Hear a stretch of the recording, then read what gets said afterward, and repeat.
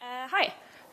Maybe you're wondering what a commercial manager is doing at VG. So basically, I'm working with the developers, the sellers, and having the responsibility for having new increased revenue at VG.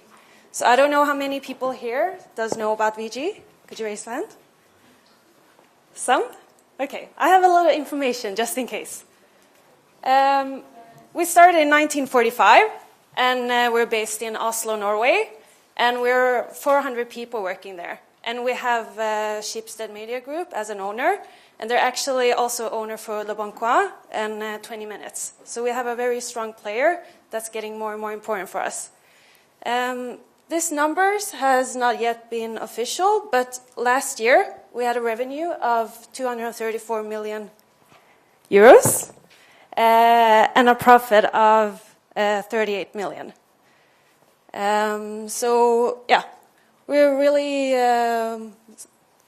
excited about that, and we are present at the paper, desktop, mobile, tablet, and we also have web TV, and are trying a little bit now with linear TV, going the opposite way. Yeah, so in Norway we have a very unique position. We actually have a coverage of 54% of the population, which gives us a very good foundation. And only desktop covers 48%. So adding mobile to it, we cover 50% of the population. So we have a very strong digital position. And our digital revenue stands for 73%. So approximately 60 million euros were from our digital ads and 23 million from print.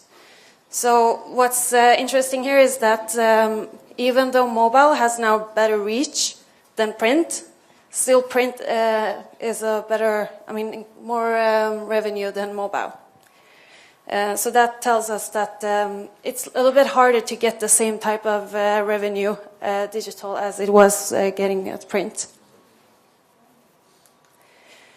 So basically we're under pressure. The newspaper sales drops. It's not the same thing right at the moment to get the same type of revenue from the paywall. And before, advertisers were buying TV, outdoors, and VG. Now the environment is totally changed. Now the long tail is bigger and there are a lot of options. So we're trying to figure out how we can get new revenue.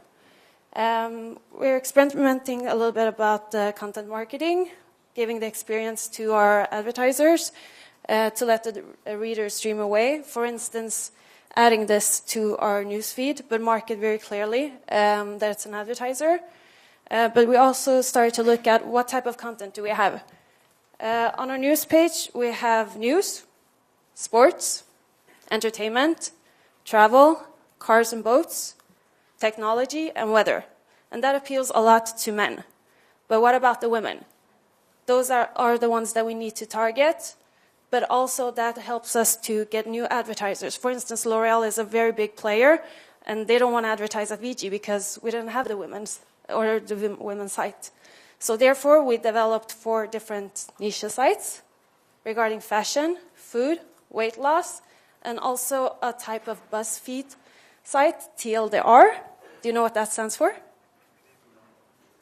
You were the target group, but that's correct. Too long didn't read. So we can aim for the younger people. So very short about the Weight Club, it's that you register what you eat, and you get a lot of help from experts and articles, and Too Long Didn't Read, TLDR, it's kind of like BuzzFeed, like I mentioned. So the communication is quite different from VG. You can see that, for instance, from this video.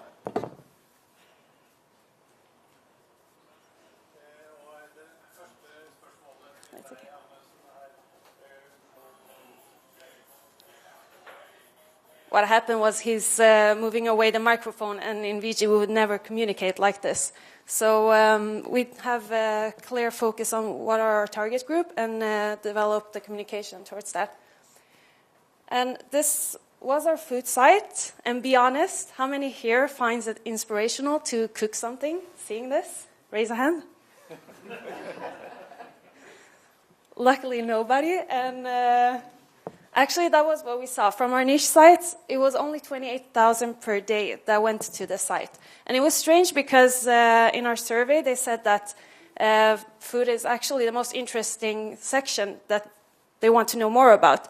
So obviously, we had a problem because our fashion site had more visitors than the food site. So what we did was that we improvised. We changed our mindset and had a more product owner mindset.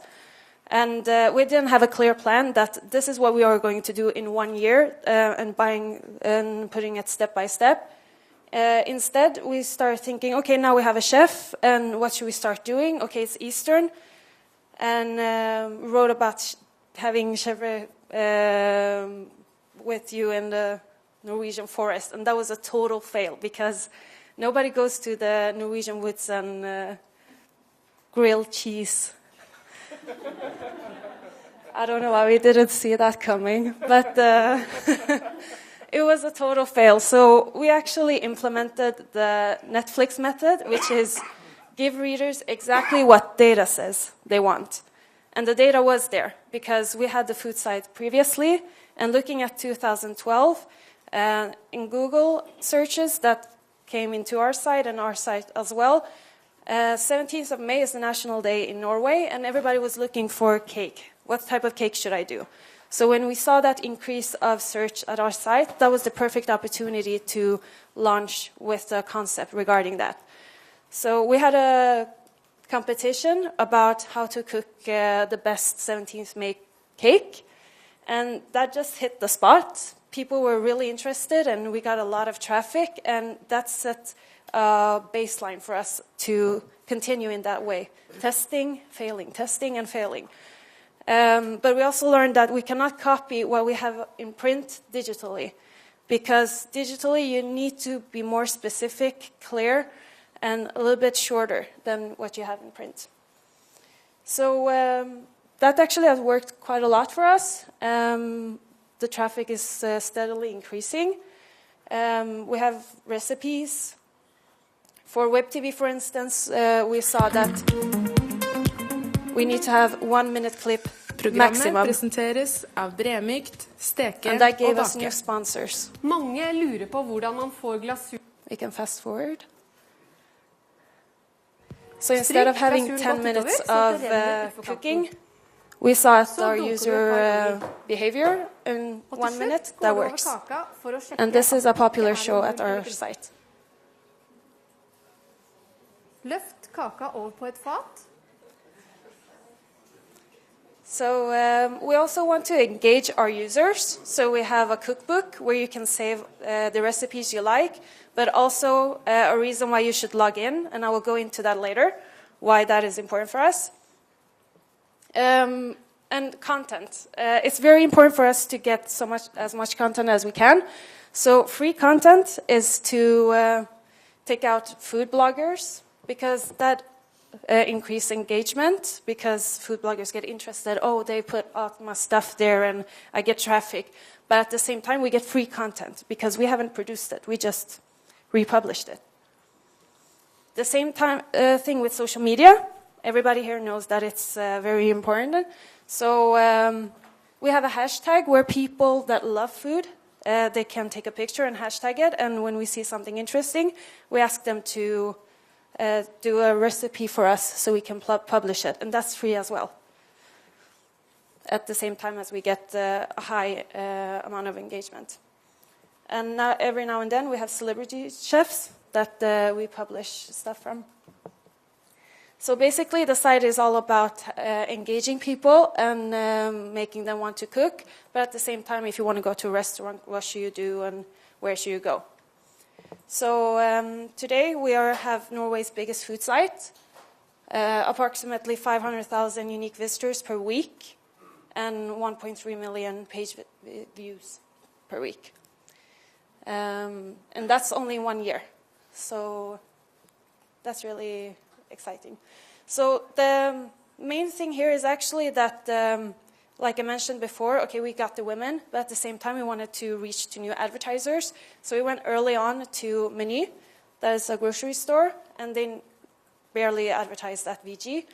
And we teamed up with them and came up with a concept that will not destroy our integrity. And since this is a favor for our users and not a article, we thought that it's okay if they give us information so we also can get content.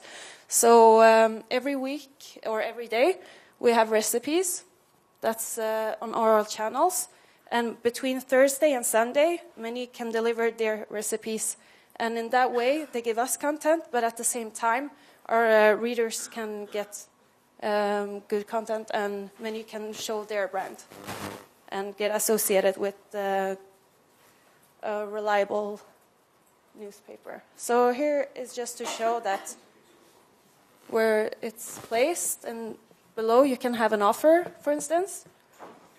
And then it says clearly that this is delivered by Menu, because we want to be very transparent and say that we haven't done this and this is a type of commercial cooperation. So basically it's the same functions. You can save it and such. And what's really strange is that their recipes are more popular than ours. So they know their stuff. And that's the point, because advertisers have a lot of knowledge, but they don't know where to spread it. So we are a type of distributor. And for mobile, because we have to think different devices, they have an app. So what we do here is that you can save the ingredient list in their app. So when you go to the store, you can see, okay, for this recipe, how much did I need and what type of ingredients. So it's all about finding what will work for them and at the same time be good for our users. And when we've done that, we don't do anything. We only have a conversation with the menu and talking about what type of foods should we maybe focus on this week. So that's one reason why we chose to cooperate with Menu, because they're a distributor. You can go to another grocery store, so you're not locked with one type of brand. And that was very important for us, because we want to have the freedom to say that, okay, we maybe should focus on another type of food. And yeah. I can skip here. So with another advertiser, we've tried to increase engagement, that you could win a kitchen device. And their struggle was that yogurt is very boring. So they want to inspire people. And the competition was that for Easter, make your Eastern yogurt. Or for the 17th of May, the National Day, do that. So in that way, they could show that yogurt is more than just taking yogurt and maybe Cocoa Pops or Kellogg's. When it comes to the fashion site, we're working on branded content there as well, but what we have launched recently is e-commerce, because our journalist, she tends to recommend products, and that's not bought. I get all the time mail, how can I get recommended? And I said, no, our journalists do it by herself. But what we added is that readers, they want to buy what's recommended. And we've just made it one stop. So when you click, you can buy it. But this third-party company, they have a lot of companies in their site. So you can buy this product and we get a percentage out of it. So it's not Sarah or H&M, so we're forced to write about those type of clothes. She writes whatever she wants, and if that's in the store, then we will promote it.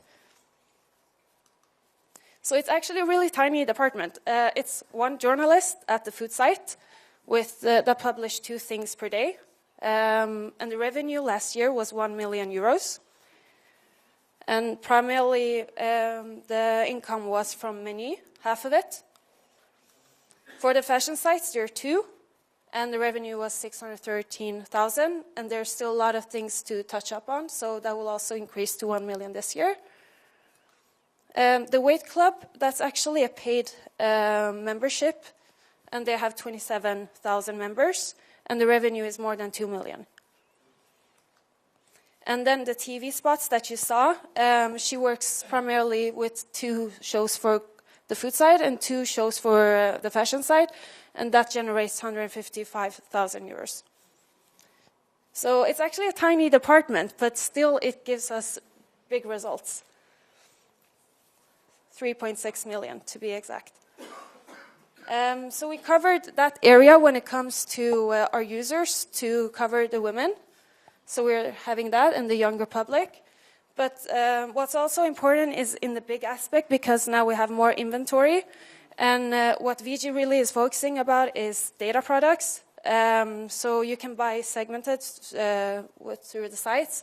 But for instance, if you want to buy reach, you want to buy 25% reach a day or 70% reach per week. When we attract women and younger people and get a more spread audience, then we can have those type of numbers and go to the audience and say, well, just leave this banner and we will place it everywhere in our site. And then we also have the fashion site, for instance, and then you will reach more people. Or another opening is that on the food site, we're starting, again, with the data, searching through articles, and if it's a match with a word or a theme, then your ad can come. Because nowadays customers don't really thinking about that, okay, you have your campaign period in 2 weeks. I want to see the ad when I'm looking for it. So when you're looking for a recipe and it says, for instance, crème fraîche, then your ad will show up. So it's an always-on strategy, and then you will guarantee yourself to having more money from the advertisers because you will have a solution that fits them. And lastly, we'll get target groups that are getting more and more important, and that's why people are moving to Facebook, because they have predefined target groups. And that's something that Schibsted is working on, so we can have a cross data. This is just a quick picture, because then you can, this is now I'm getting in the big picture here, but just to show why they're important, because then you can see what are their transactions in Le Bon Coin, or what are they searching for prices and personal finance, what are they reading, and then you have more defined target groups and can start having your competition with, for instance, Facebook. But how do we work with the niches if you want to start working with that?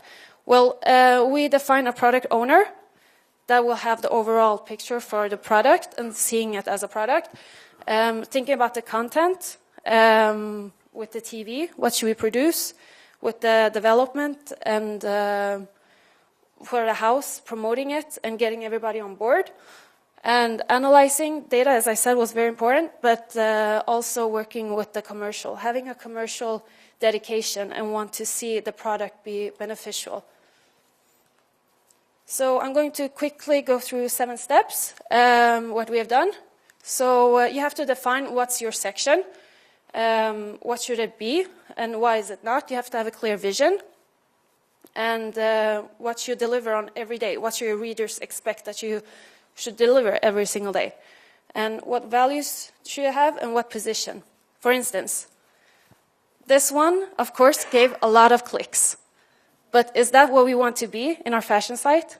We didn't have any clear picture of what we wanted to be, and we just saw we got a lot of clicks, but that wasn't important. So we predefined ourselves and said we're going to be helpful and make the readers look good. And that basically worked better because it was clear what we are doing. And you should set clear goals, make pursuing goals fun. We set an internal goal that we are going to beat our magazine in followers on Instagram. That was a small goal, but still making it fun. Okay, now we're close, and now we're 11,000, and they're 10,000. This was actually really important for the food site because she's the writer for the food site, but at the same time, she has opened up analytical programs because then she can live see, okay, this article did not engage so much. Maybe I should twist it or write about something else. So she knows a lot about what's happening and having a dashboard in front of her. For instance, this is everything that she looks through in one single day. Getting reports, how was the data before, how is it now with the traffic, how is it in social media. So she gets a better understanding of what the users are doing and what's working and what's not working, and therefore can tweak it. And do not overcomplicate digital content. For instance, where is the asparagus here? It's like, yeah. So you have it there, and it's very simple. And when you're going to, for instance, recommend clothes, don't think quantity. Quality is better. Choose what you want to front. So just think simple, again, and not like print. And internally, maybe you feel like you don't get the same type of cheeringness as your group, and you have to try and make everybody involved. For instance, asking about advice, so they feel the product, what is it, and getting motivated and cheer for you. And internal lobbying was very important, especially for the food side, to make everybody engaged. And do not fear the commercial. This is a picture of the product owner. And I work in the commercial, and our seller and our business developer. The reason why the food site got so successful was because she took contact with me in early stage and wanted to see what works, what doesn't work.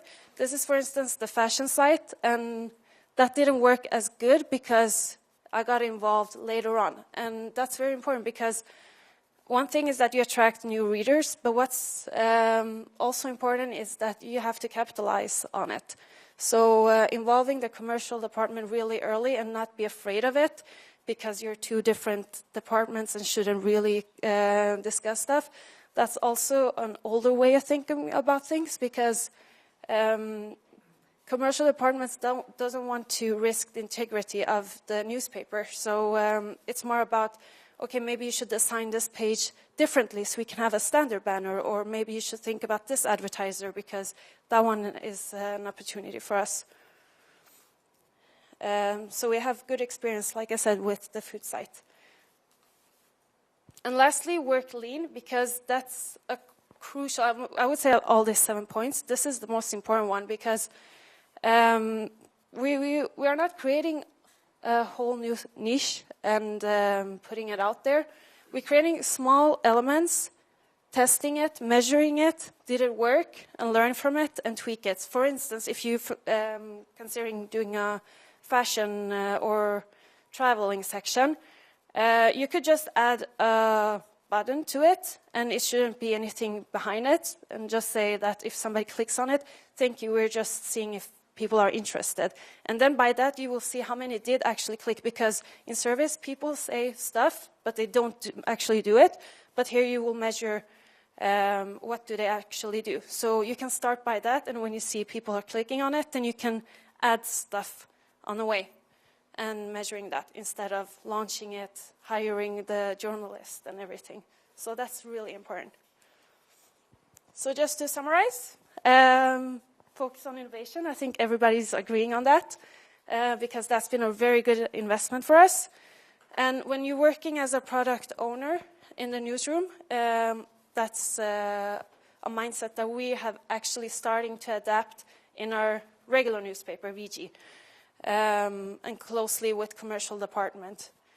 And like I said, it's not to mix it up, but just to put in all the commercial opportunities that are out there. And dare to fail. And the reason why I'm saying that's more cheap, because people might say that, oh, I don't afford to try stuff because it costs. No, it don't. Because when you add this button, like I said, you haven't invested in a new niche site, because you only develop that button and then you will continue and test and fail, because it's more expensive to do a completely new site and then fail on that. And there is a lot of data there, and start to have a plan what you should do about it. I mean, we're having a plan what we should do with the data in the newsroom, but also data for the commercial, because it's always been talk about big data, but now it's talk about what you should do with the data. So, merci beaucoup.